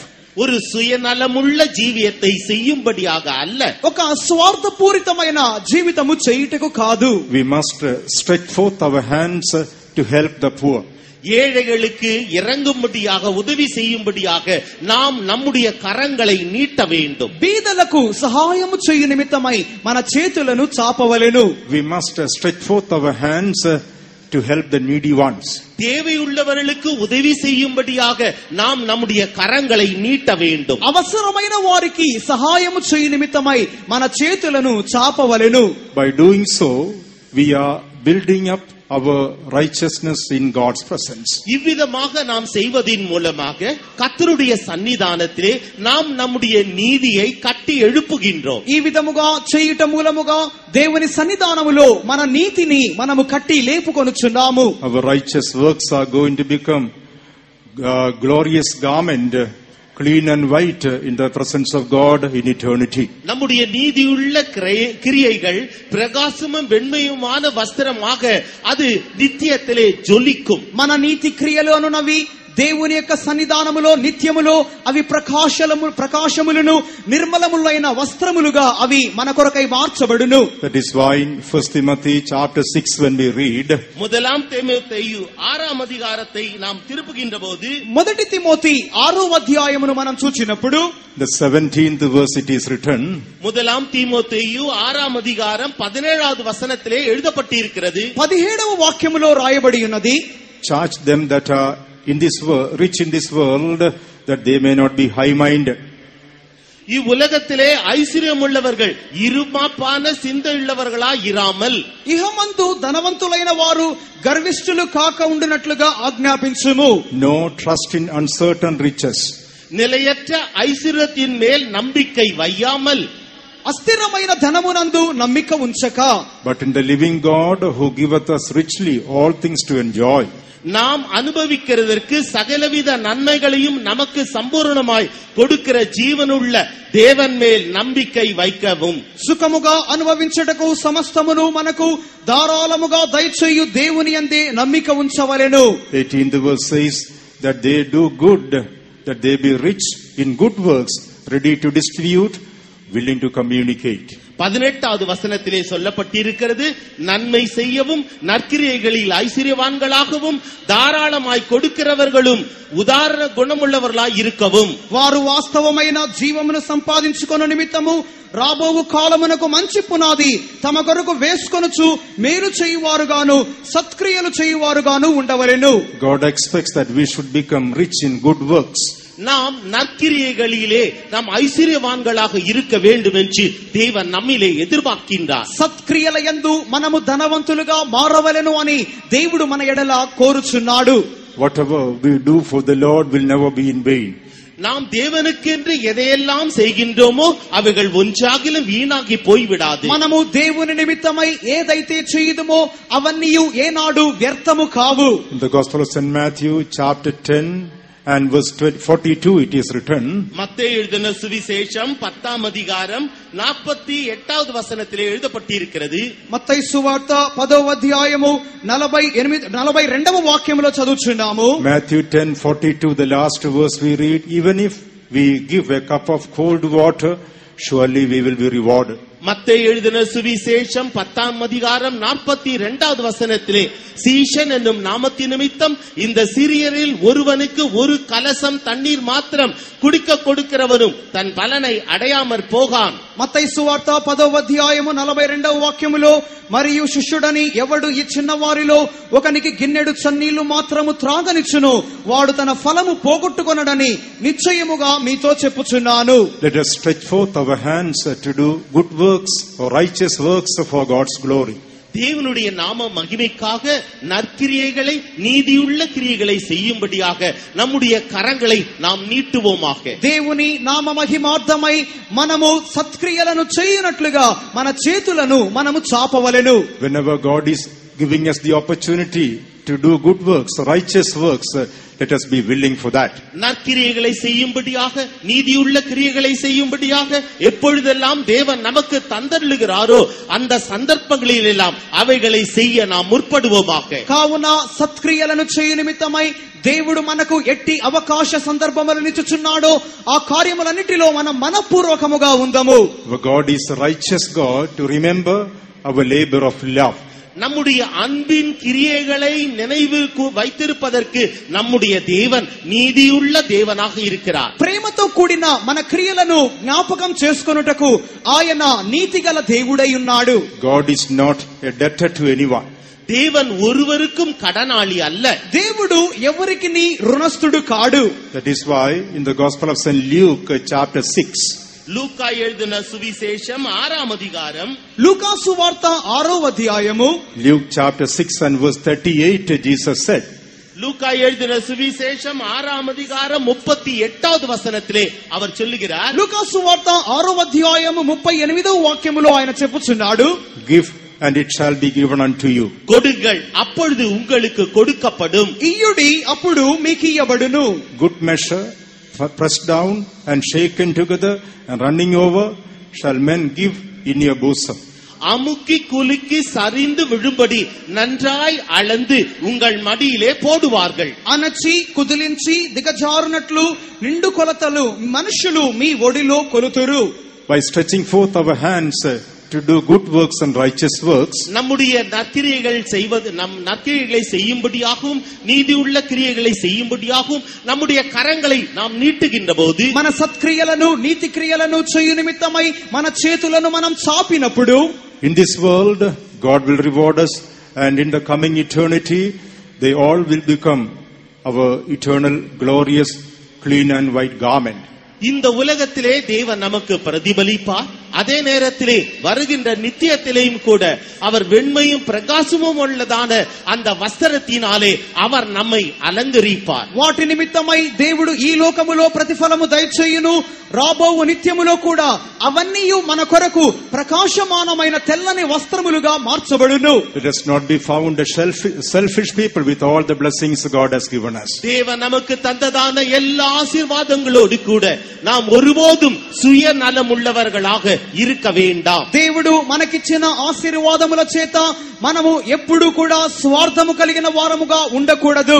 God may help us to stretch forth our hands to help the needy ones to do good works and righteous works, shall we praise God for that. தேவையானவர்களுக்கு உதவி செய்யும்படியாகவும் நற்கிரியைகளும் நீதியுள்ள கிரியைகளையும் செய்யும்படியாகவும் நாம் நம்முடைய கரங்களை நீட்டும்படியாக அதற்கு தேவன் உதவி செய்யும்படியாக நாம் அவரை ஸ்தோத்தரிப்போமாக. Hallelujah, hallelujah, hallelujah, hallelujah, hallelujah, hallelujah, hallelujah, hallelujah. Praise be to God. தேவனுக்கு ஸ்தோத்திரம் உண்டாவதாக. దేవునికి స్తోత్రం కలుగును గాక. Fourthly, stretching forth our hands speak about our prayer life. நான்காவதாக நாம் கரங்களை நீட்டுதல் என்பது நம்முடைய ஜெப ஜீவியத்தை அது குறிப்பிடுகிறது. నాలుగవదిగా మన చేతులు చాపుటానున్నది ప్రార్థనా జీవితమును బయలుపరచుచున్నది. In Psalm 88 when we read, 88ஆம் சங்கீதத்தை நாம் திருப்புகின்ற போது 88వ కీర్తనను మనం చూచినప్పుడు Psalm 88 and verse 9, 88ஆம் சங்கீதம் 9வது வசனம், 88వ కీర్తన 9వ వాక్యము. துக்கத்தினால் என் கண் தொய்ந்து போயிற்று. கர்த்தாவே, அனுதினமும் நான் உம்மை நோக்கி கூப்பிட்டு உமக்கு நேராக என் கைகளை விரிக்கிறேன். Mine eye mourneth by reason of affliction. Lord, I have called daily upon thee. I have stretched out my hands unto thee. praise be to God. கர்த்தருக்கு ஸ்தோத்திரம் உண்டாவதாக. దేవునికి స్తోత్రం కలుగును గాక. In this scripture, stretching forth our hands is compared to our prayer life. இந்த வேத பகுதியிலே நம்முடைய கரங்களை நீட்டுதல் என்பது நம்முடைய ஜெப ஜீவியத்தை இது குறிப்பிடுகிறது. ఈ యొక్క వాక్య భాగములో మన చేతులను చాపుటానున్నది ప్రార్థనా జీవితమును బయలుపరచుచున్నది. Mine eye mourneth by reason of affliction. துக்கத்தினால் என் கண் தொய்ந்து போயிற்று. బాధ చేత నా కన్ను క్షీణించుచున్నది. Lord, I have called daily upon thee. கர்த்தாவே, அனுதினமும் நான் உம்மை நோக்கி கூப்பிடுகிறேன். యెహోవా ప్రతి దినము నేను నీకు మొర్రపెట్టుచున్నాను. Beloved ones, in this world we have to go through various afflictions in our life. பிரியமான தேவனுடைய பிள்ளைகளே, இந்த உலகத்திலே ஒவ்வொரு நாளும் நாம் அநேக நெருக்கங்களினூடாக நாம் கடந்து சென்று கொண்டிருக்கின்றோம். ప్రియమైన వారలారా, మనము ఈ లోకములో అనేకమైన కష్టముల మూలముగా వెళ్ళవలసి ఉన్నది. Afflictions are a part of our Christian life. நம்முடைய கிறிஸ்தவ ஜீவியத்தின் ஒரு பகுதியாக இந்த நெருக்கதலின் ஜீவியம் அது காணப்படுகின்றது. శ్రమలు లేక సంకటములు అనున్నవి మన క్రైస్తవ జీవితములో అవి భాగమై ఉన్నవి. Afflictions are the part of everyone who lives in this world. இந்த உலகத்திலே ஜீவிக்கிறதான ஒவ்வொருவரும் இந்த நெருக்கப்படுதல் ஒடுக்கப்படுதலுக்கு நூடாக அவர்கள் கடந்து செல்கிறார்கள். కష్టపడుటానున్నది ఈ భూమి మీద ఉన్న ప్రతి ఒక్కరి జీవితములో అవి భాగమే. Not only the spiritual people, even the people that are in the world, they also have to go through various afflictions. இந்த ஆவிக்குரிய ஜனங்கள் மாத்திரமல்ல, இந்த உலகத்தில் ஜீவிக்கிறதான அனைத்து ஜனங்களும் அவர்கள் இந்த ஒடுக்கதலின் நெருக்கதலின் பாதையின் ஊடாக அவர்கள் கடந்து செல்கிறார்கள். దైవజనము మాత్రమే కాకుండా ఈ లోకములో ఉన్న అందరూ కూడా కష్టములు ఇబ్బందుల మార్గము గుండానే వారు వెళ్ళుచూ ఉన్నారు. In 1 Peter chapter 5 and verse 9 when we read, முதலாம் பேதுரு 5ஆம் அதிகாரம் 9வது வசனத்தை நாம் வாசிக்கின்ற போது, మొదటి పేతురు 5వ అధ్యాయము 9వ వాక్యమును మనం చదివినప్పుడు St. Paul says, the same afflictions are accomplished in your brethren that are in the world. இந்த உலகத்திலே இருக்கிறதான அதே பாடுகள் உங்களுக்கு உண்டு என்று அவர் அங்கு சொல்லுகின்றார். లోకమందున్న మీ సహోదరుల యందు ఈ విధమైన శ్రమలే నెరవేరుచున్నవి. 5:9 1 Peter it is written, the same afflictions are accomplished in your brethren that are in the world. இந்த உலகத்திலே உங்களுடைய சகோதரரிடத்திலே காணப்படுகிறதான அத்தனை பாடுகளும் அவர்கள் உங்களிடத்திலே காணப்படுகிறது. మొదటి పేతురు 5వ అధ్యాయము 9వ వాక్యములో లోకమందున్న మీ సహోదరుల యందును కూడా ఈ శ్రమలే కనబడుచున్నవి. The same afflictions are accomplished in your brethren that are in the world. உலகத்தில் உள்ள உங்கள் சகோதரரிடத்திலே அப்படிப்பட்ட பாடுகள் நிறைவேறி வருகிறதென்று அறிந்திருக்கிறீர்களே. లోకమందున్న మీ సహోదరుల యందు ఈ విధమైన శ్రమలే నెరవేరుచున్నవని ఎరిగి ఉన్నారు. So afflictions are the part of our life. ஆகவே பாடுகள் என்பது நம்முடைய ஜீவியத்தின் ஒரு பகுதியாகவே இருக்கிறது. కావున శ్రమలున్నవి మన జీవితములో ఒక భాగమై ఉన్నవి. Even the people that are in the world, they also have the same afflictions. இந்த உலகத்தில் இருக்கிறதான ஜனங்களும் கூட இதே பாடுகளை அவர்களும் சந்திக்கின்றார்கள். ఈ లోకములో ఉన్న జనులు కూడా ఇవే శ్రమలను వారు ఎదుర్కొనుచు ఉన్నారు. In Psalm 34 and verse 19 it is written, 34ஆம் சங்கீதம் 19வது வசனத்திலே எழுதப்பட்டிருக்கிறது. 34వ కీర్తన 19వ వాక్యములో రాయబడి ఉన్నది. many are the afflictions of the righteous. நீதிமானுக்கு வரும் துன்பங்கள் அநேகமாயிருக்கும். నీతిమంతునికి కలుగు ఆపదలు అనేకములు. But the Lord delivereth him out of them all. கர்த்தர் அவைகள் எல்லாவற்றிலும் நின்று அவனை விடுவிப்பார். వాటి అన్నిటిలో నుండి యెహోవా వానిని విడిపించును. Beloved ones, in our afflictions we can stretch forth our hands in the presence of God. பிரியமானவர்களே, நம்முடைய துன்ப நேரங்களிலே நாம் கர்த்தருடைய சன்னிதானத்திலே நம்முடைய கரங்களை நீட்டுவோமாக.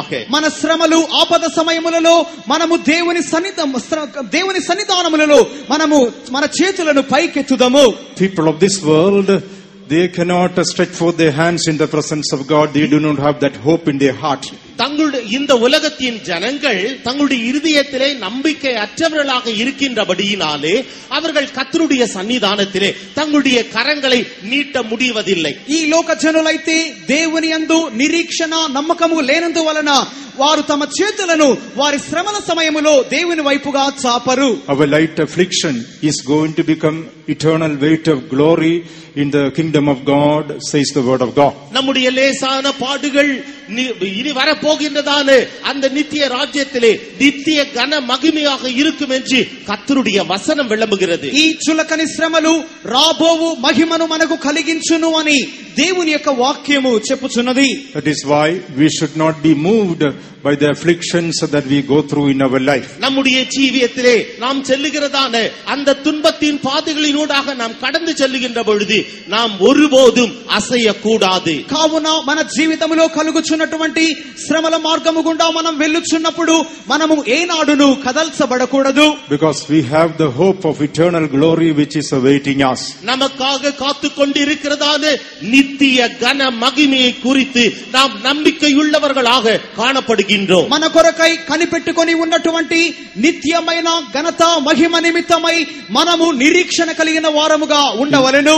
In 1 Thessalonians chapter 3 and verse 3 it is written, முதலாம் தெசலோனிக்கேயர் 3ஆம் அதிகாரம் 3வது வசனத்திலே எழுதப்பட்டிருக்கிறது. మొదటి తెస్సలోనికైలకు రాసిన పత్రిక 3వ అధ్యాయము 3వ వాక్యములో చదువుచున్నాము. that no man should be moved by these afflictions. இந்த உபத்திரவங்களினாலே எந்த மனுஷனும் அசையக்கூடாது. ఈ శ్రమల వలన ఎవడును కదిలింపబడకుండునట్లు. For yourselves know that we are appointed thereunto. இப்படிப்பட்ட உபத்திரவங்களை சகிக்க நாம் நியமிக்கப்பட்டிருக்கிறோம். ఇటువంటి శ్రమలను సహించు నిమిత్తమై మనము నియమింపబడితిమి. Afflictions are an appointment which God has made for us. தேவன் நமக்காக நியமித்திருக்கிறதான ஒன்றுதான் இந்த உபத்திரவங்கள். దేవుడు మన కొరకై నియమించిన కార్యములలో ఒకటి ఈ శ్రమలు. Dear child of God, you could be going through some kind of affliction in your spiritual life right now. பிரியமான தேவனுடைய பிள்ளையே, உன்னுடைய ஆவிக்குரிய ஜீவியத்திலே நீ ஏதாகிலும் ஒரு உபத்திரவத்தினூடாக இப்பொழுது கடந்து சென்று கொண்டிருக்கலாம். ప్రియమైన దేవుని బిడ్డ, నీ ఆత్మీయ జీవితంలో కూడా నీవు ఈ సమయమందు ఏదో ఒక శ్రమల మార్గము గుండా నీవు వెళ్తూ ఉండవచ్చును. Don't be moved away from the faith which God has given you. தேவன் உனக்கு தந்ததான அந்த விசுவாசத்தை விட்டு ஒருபோதும் நழுவி போய் விட வேண்டாம். దేవుడు నీకు అనుగ్రహించినటువంటి విశ్వాసము నుండి నీవు ఏనాడును కదల్చబడి పక్కకు తొలగిపోవద్దు. Don't be moved away from the hope which God has given you. தேவன் உனக்கு தந்ததான அந்த நம்பிக்கையை விட்டு ஒருபோதும் வழுவி போய் விட வேண்டாம். దేవుడు నీకు ఇచ్చినటువంటి నిరీక్షణ నుండి నీవు ఏనాడును ప్రక్కకు తొలగవద్దు. Every affliction is making you worthy for the eternal weight of glory in His kingdom. ஒவ்வொரு உபத்திரவமும் உன்னை நித்திய கன மகிமைக்காக அவருடைய ராஜ்யத்திற்காக காத்து கொண்டிருக்கிறது. నీ యొక్క ప్రతి శ్రమయు ఆయన యొక్క రాజ్యములో నీకు కలగబోచున్న మహిమను ఘనతను అవి నీకు కలిగించును. Learn to stretch forth your hand in the presence of God when you are afflicted. நீ உபத்திரவப்படும் பொழுது கர்த்தருடைய சன்னிதானத்திலே உன்னுடைய கரங்களை நீட்டும்படியாக நீ கற்றுக்கொள்வாயாக. నీవు శ్రమలు పొందుచున్నప్పుడు దేవుని యొక్క సన్నిధానంలో నీ చేతులు చాపునట్లుగా నీవు నేర్చుకొనుము. God is choosing you for himself in the furnace of affliction, says the word of God. உபத்திரவத்தின் குகையிலே தேவன் உன்னை தெரிந்து கொண்டார் என்று தேவனுடைய வசனம் சொல்லுகிறது. శ్రమలు అనే మూసలో దేవుడు నిన్ను ఏర్పరచుకొని ఉన్నాడు అని దేవుని వాక్యము సెలవిచ్చుచున్నది. In the book of Isaiah chapter 48 when we read, ஏசாயா 14వ அதிகாரம் 8வது வசனத்தை நாம் வாசிக்கின்றபோது, యెషయా 14వ అధ్యాయము the book of Isaiah chapter 48 when we read, ஏசாயா 14వ அதிகாரம், Isaiah chapter 48 when we read, ஏசாயா 48వ அதிகாரத்தை நாம் வாசிக்கின்ற போது, యెషయా గ్రంథము 48వ అధ్యాయాన్ని మనం చూచినప్పుడు in the 10th verse it is written, I have chosen thee in the furnace of affliction. 10வது வசனத்திலே சொல்லப்பட்டிருக்கிறது, உபத்திரவத்தின் குகையிலே உன்னை தெரிந்து கொண்டேன். 10వ వాక్యములో ఇబ్బంది కొలిమిలో నిన్ను పరీక్షించుతుని. God is sending us through various sufferings and afflictions in our life in order to choose us for himself.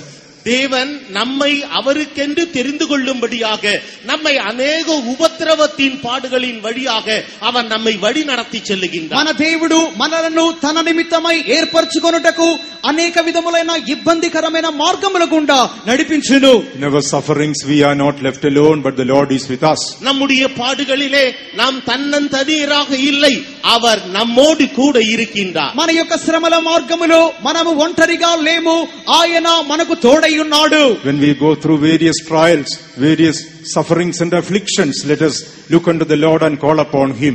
நாம் அநேக சோதனைகளினூடாக, பாடுகளினூடாக, கஷ்டங்களினூடாக கடந்து செல்லுகின்ற பொழுது நாம் அவரை நோக்கி பார்க்க வேண்டும். మనము శ్రమల మార్గము గుండా, ఇబ్బందుల మార్గము గుండా వెలుచున్నప్పుడు మనము ఆయనను తేరి చూడవలెను. Stretching forth our hands in the presence of God. கர்த்தருடைய சன்னிதானத்திலே நாம் நம்முடைய கரங்களை நீட்ட வேண்டும். దేవుని సన్నిధానములో మన చేతులను మనం చాపవలెను.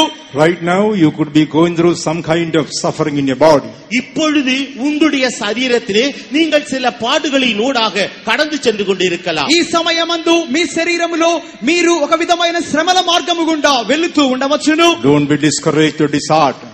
நீங்கள் உங்களுடைய இருதயத்திலே அதைரியப்பட வேண்டாம். మీరు మీ హృదయములో అధైర్యపడవద్దు.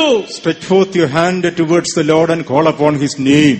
நீங்கள் அவருடைய சன்னிதானத்திலே உங்களுடைய கரங்களை நீட்டி அவருடைய நாமத்தை கூப்பிடுவீர்களாக. ఆయన సన్నిధానములో మీ చేతులను చాపి ఆయన నామమునకు మొర్రపెట్టుడి.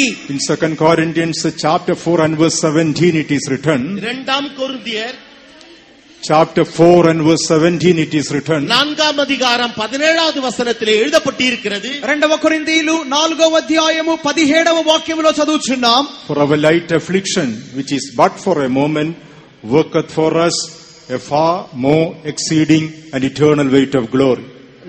நம்முடைய லேசான பாடுகள் நம்முடைய நித்திய மகிமைக்காக அவைகள் காத்துக் கொண்டிருக்கிறது. క్షణ మాత్రముండు మా చులకని శ్రమ మా కొరకు అంతకంతకు ఎక్కువగా నిత్యమైన మహిమ భారమును కలుగజేయుచున్నది. In our sufferings, in our trials and afflictions, let us stretch forth our hands towards the Lord. நம்முடைய சோதனைகள், நம்முடைய பாடுகள், நம்முடைய கஷ்ட நேரங்களிலே நாம் அவரை நோக்கி நம்முடைய கரங்களை நீட்டுவோமாக. మన యొక్క బాధలలోను మన యొక్క శ్రమలలోను మనము మన చేతులను చాపి ఆయనకు మొర్రపెట్టుదము. He is the one who delivers us.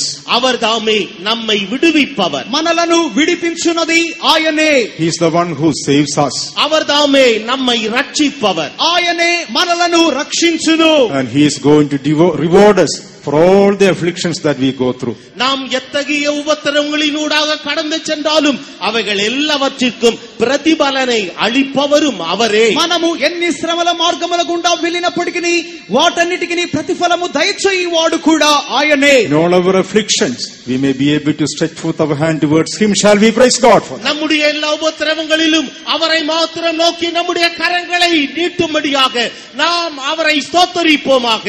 Hallelujah. Hallelujah. Hallelujah. Hallelujah. Hallelujah. Hallelujah. Hallelujah. Praise be to God.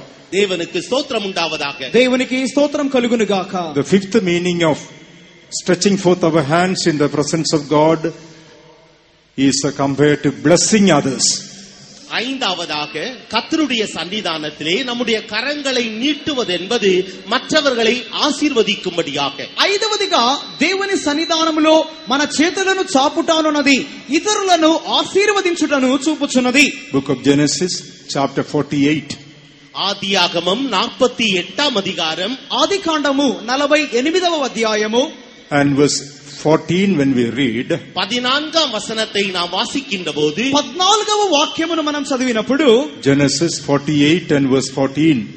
ஆதியாகமம் 48ஆம் அதிகாரம் 14ஆம் வசனம். ఆదికాండము 48వ అధ్యాయము 14వ వాక్యము.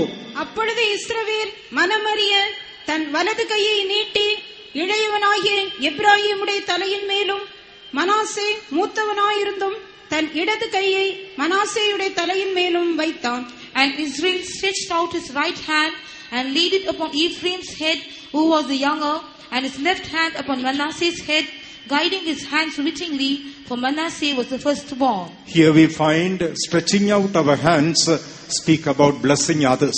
இங்கு நம்முடைய கரங்களை நீட்டுவது என்பது மற்றவர்களை ஆசீர்வதிப்பதற்காக. ఇక్కడ మన చేతులను చాపుటానున్నది ఇతరులను ఆశీర్వదించుటను చూపుచున్నది.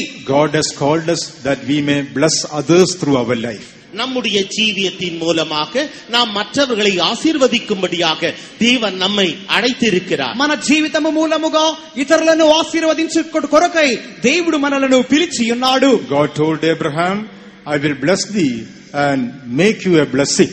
நான் உன்னை ஆசீர்வதித்து மற்றவர்களுக்கு உன்னை ஆசீர்வாதமாக மாற்றுவேன் என்று தேவன் ஆபிரகாமை பார்த்து சொன்னார். నేను నిన్ను ఆశీర్వదించి నీవు ఇతరులకు ఆశీర్వాదకరముగా మార్చెదను అని దేవుడు అబ్రహాముకు చెప్పి ఉన్నాడు. Dear child of God, you are a sign of blessing in this world. பிரியமான தேவனுடைய பிள்ளையே, நீ ஆசீர்வாதத்தின் அடையாளமாக இந்த உலகத்திலே காணப்படுகின்றாய். ప్రియమైన దేవుని బిడ్డ, నీవు ఈ లోకములో ఆశీర్వాదమునకు సూచనగా ఉన్నావు. God has blessed you that you will be able to bless others. நீ மற்றவர்களை ஆசீர்வதிக்கும்படியாகவே தேவன் உன்னை ஆசீர்வதித்திருக்கின்றார். నీవు ఇతరులను ఆశీర్వదించినట్లుగా దేవుడు నిన్ను ఆశీర్వదించి ఉన్నాడు. Jesus said, love your enemies and bless them that curse you. உங்களுடைய சத்துருக்களை நேசியுங்கள், உங்களை சபிக்கிறவர்களை நீங்கள் ஆசீர்வதியுங்கள் என்று இயேசுவே சொல்லி இருக்கிறார். నీ శత్రువులను ప్రేమించుము, నిన్ను శపించిన వారిని ఆశీర్వదించుము అని మన ప్రభువైన యేసు చెప్పి ఉన్నాడు. Not only to be a blessing to our friends, but to bless even the enemies.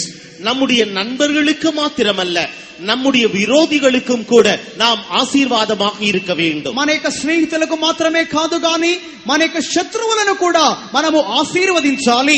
Not only when we are living, even our time of death we can be a blessing. நாம் ஜீவிக்கும் பொழுது மாத்திரமல்ல, நம்முடைய மரணத்திலும் கூட நாம் மற்றவர்களை ஆசீர்வதிக்க முடியும். మనము జీవించినప్పుడు మాత్రమే కాక మన మరణ సమయములో కూడా మనము ఇతరులకు ఆశీర్వాదకరముగా ఉండగలము. That is what we read about the life of Jacob.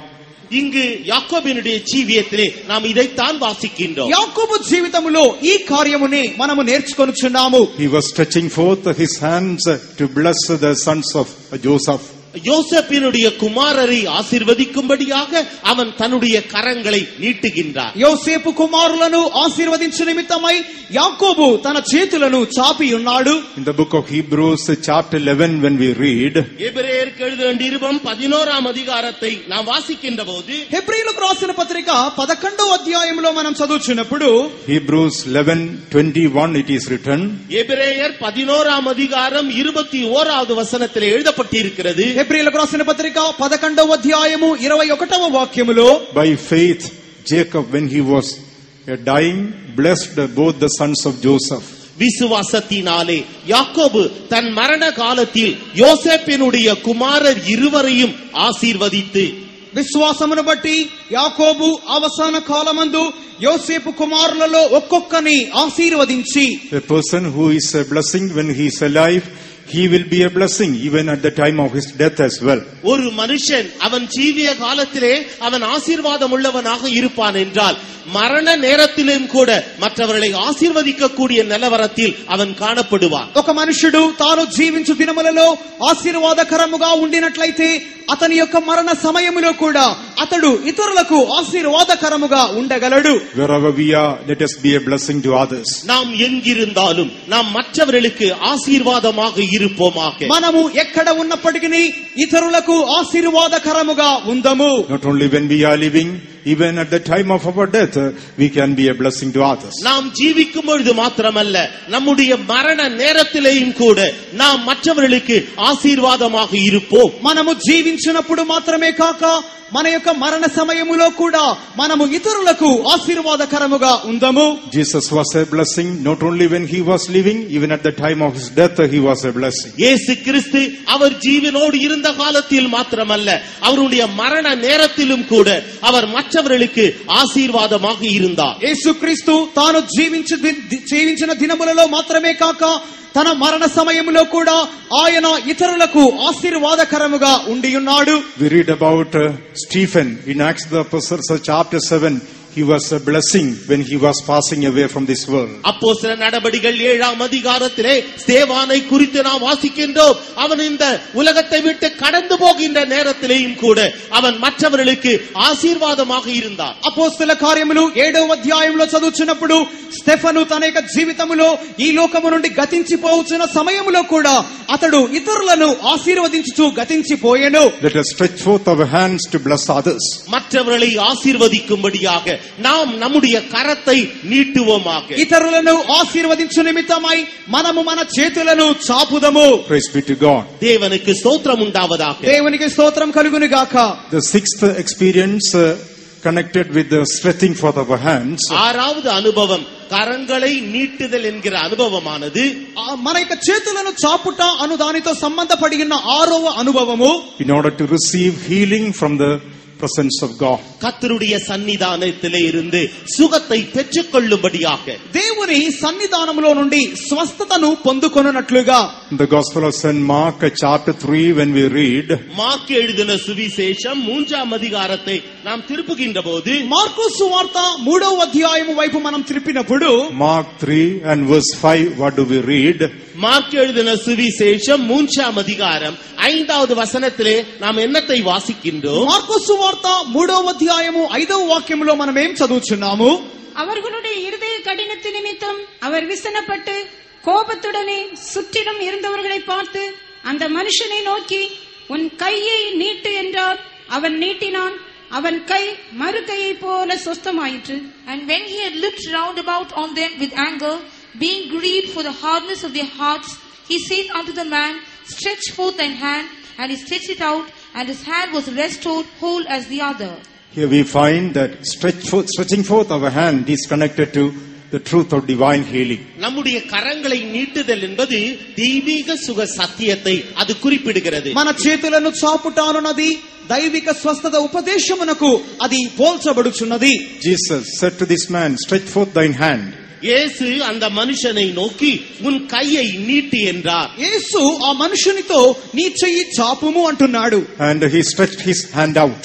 அவன் தன்னுடைய கரத்தை நீட்டினான். వాడు తన చేతిని చాపగా His hand was restored whole as the other.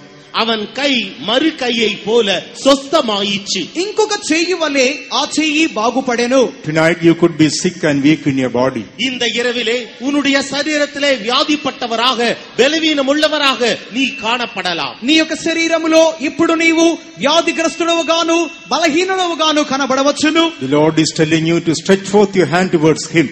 நீ அவரை நோக்கி உன்னுடைய கரத்தை நீட்டும்படியாக அவர் உன்னை பார்த்து சொல்லுகின்றார். ఆయన వైపుగా నీ చేతులను చాపుము అని ఆయన నీతో చెప్పుచున్నాడు. Perhaps you would have stretched out your hands to so many doctors. ஒருவேளை உன்னுடைய கரத்தை அநேக மருத்துவரிடத்திலே நீ நீட்டி இருக்கலாம். ఒకవేళ నీ చేతిని అనేకమైన వైద్యుల వైపుగా నీవు చాపి ఉండవచ్చును. You would have stretched out your hands to take medicines. நீ மருந்து பொருட்களை உட்கொள்ளும்படியாக உன்னுடைய கரத்தை நீ நீட்டி இருக்கலாம். మందులను తీసుకొను నిమిత్తమై నీ చేతులను చాపి ఉండవచ్చును. But you never got healed. என்றாலும் நீ ஒருபோதும் சொஸ்தமாக்கப்படவில்லை. అయినను నీవు ఎన్నడూను స్వస్థత పొందలేదు. But tonight the Lord is telling you to stretch forth your hand towards him. இந்த இரவில் தானே அவர் உன்னை பார்த்து அவரை நோக்கி உன்னுடைய கரத்தை நீட்டும்படியாக அவர் உன்னை பார்த்து சொல்லுகின்றார். కానీ ఈ రాత్రి కాలమందు నీవు ఆయనను తేరి చూచి ఆయన వైపుగా నీ చేతులను చాపమని ఆయన చెప్పుచున్నాడు. Whatever your sickness be in your body, உன்னுடைய சரீரத்தில் எந்த விதமான வியாதி இருந்தாலும் சரி, నీ శరీరములో ఏ వ్యాధి ఉన్నప్పటికీ God is able to heal you tonight. இந்த இரவில் தானே தேவன் உன்னை சுகமாக்க வல்லவர். ఈ రాత్రి కాలమందే దేవుడు నిన్ను స్వస్థపరచుటకు శక్తిమంతుడు. His promises are divine medicine to your body. அவருடைய வாக்குத்தத்தங்கள் உன்னுடைய சரீரத்திற்கு தெய்வீக ஔஷதமாக இருக்கின்றது. ఆయన వాగ్దానములు మన శరీరమునకు దైవిక ఔషధముల వలె ఉన్నవి. He sent his word and healed his people. அவர் தம்முடைய வார்த்தையை அனுப்பி அவருடைய ஜனங்களை அவர் சொஸ்தமாக்கினார். ఆయన తన వాక్కును పంపి జనులను బాగు చేసెను. Tonight you can be healed by stretching forth your hand towards him.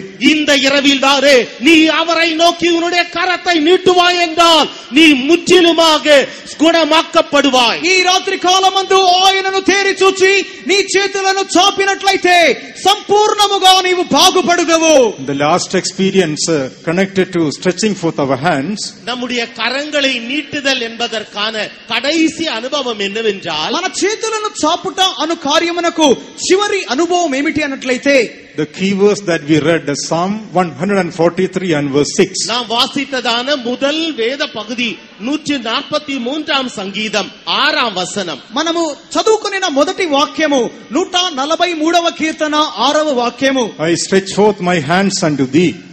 என் கைகளை உமக்கு நேராக விரிக்கிறேன். నీ తట్టు నా చేతులను చాపుచున్నాను. My soul thirsteth after thee. வறண்ட நிலத்தை போல் என் ஆத்துமா உம்மேல் தாகமாயிருக்கிறது. నా ప్రాణము నీ కొరకు ఆశగొనియున్నది. Stretching forth our hands speak about the thirst of our life. கரங்களை நீட்டுதல் என்று சொன்னால் நம்முடைய ஜீவியத்தினுடைய தாகத்தை இது குறிக்கிறது. మన చేతులను చాపుటానున్నది మన జీవితములోని దప్పికను చూపుచున్నది. What is the thirst of our life? நம்முடைய ஜீவியத்தின் தாகம் என்ன? మన జీవితములోని దప్పిక ఏమిటి? In Psalm 42 when we read, 42ஆம் சங்கீதத்தை நாம் வாசிக்கின்ற போது 42వ కీర్తనను మనం చదివినప్పుడు Psalm 42 and verse 2 it is written, 42ஆம் சங்கீதம் 2ஆம் வசனத்தில் எழுதப்பட்டிருக்கிறது. 42వ కీర్తన 2వ వాక్యములో రాయబడి ఉన్నది. My soul thirsteth for God. என் ஆத்துமா தேவன் மேல், ஜீவனுள்ள தேவன் மேல் தாகமாயிருக்கிறது. నా ప్రాణము దేవుని కొరకు తృష్ణగొనుచున్నది. My soul thirsteth for the living God. என்னுடைய ஆத்துமா ஜீவனுள்ள தேவன் பேரிலேயே தாகமாயிருக்கிறது. నా ప్రాణము జీవము కలిగిన దేవుని కొరకు తృష్ణగొనుచున్నది.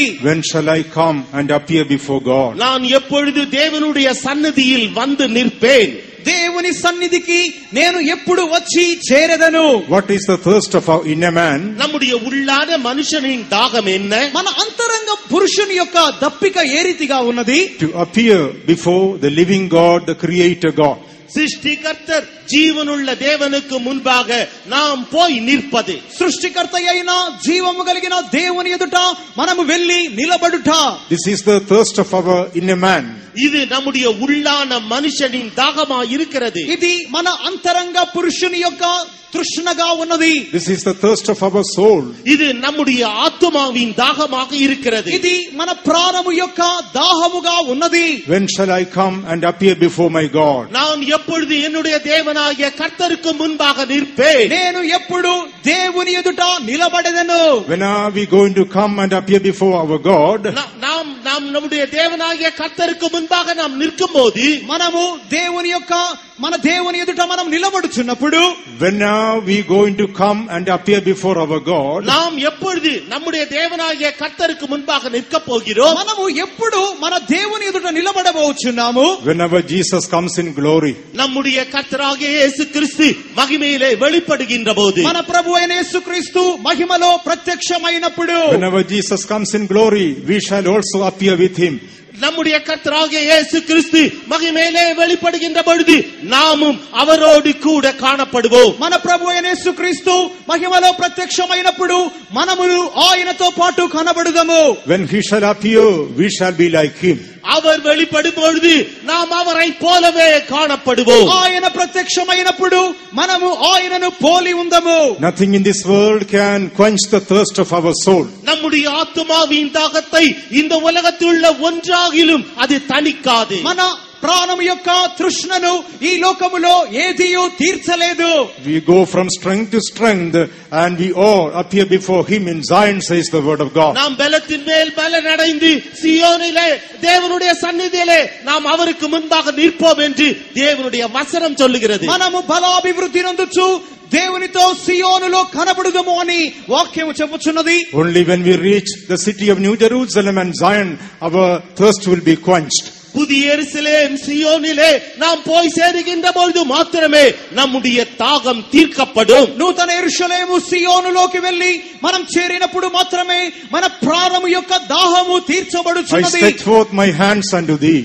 ஆண்டவரே, என்னுடைய கரங்களை உமக்கு நேராக நான் நீட்டுகிறேன். నా చేతులను నీ తట్టు చాపుచున్నాను.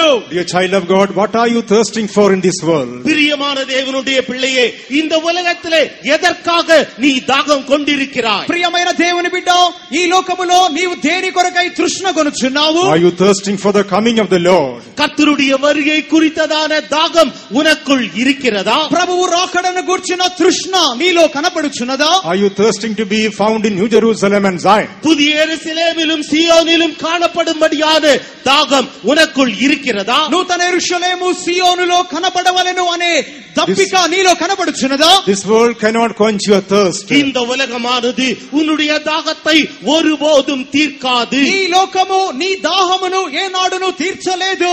Sinful life cannot quench your thirst. இந்த பாவ ஜீவியமானது ஒருபோதும் உன்னுடைய தாகத்தை தீர்க்காது. ఈ పాప జీవితము నీ దాహమును ఏనాడును తీర్చలేదు. Worldly pleasures cannot quench the thirst of your soul. உலக பிரகாரமான ஆசாபாசங்களானது இன்பங்களானது உன்னுடைய ஆத்துமாவின் தாகத்தை ஒருபோதும் தீர்க்காது. ఈ లోక భోగములు నీ ప్రాణము యొక్క దప్పికను ఏనాడును తీర్చలేవు. Oh, my soul is thirsting for the living God. உன்னுடைய ஆத்துமா ஜீவனுள்ள தேவன் பேரிலேயே தாகமாய் இருக்க வேண்டும். నా ప్రాణము జీవము కలిగిన దేవుని కొరకై తృష్ణ కొనుచున్నది. My soul is thirsting for the living God. When shall I appear before my God? என்னுடைய ஆத்துமா ஜீவனுள்ள தேவன் பேரிலேயே தாகமாய் இருக்கிறது. நான் எப்பொழுது அவருக்கு முன்பாக நிற்பேன்? నా ప్రాణము జీవము కలిగిన దేవుని కొరకై తృష్ణ కొని ఉన్నది. నేను ఎప్పుడు ఆయన ఎదుట Shall we కనబడను. all stand up? நாம் எல்லோரும்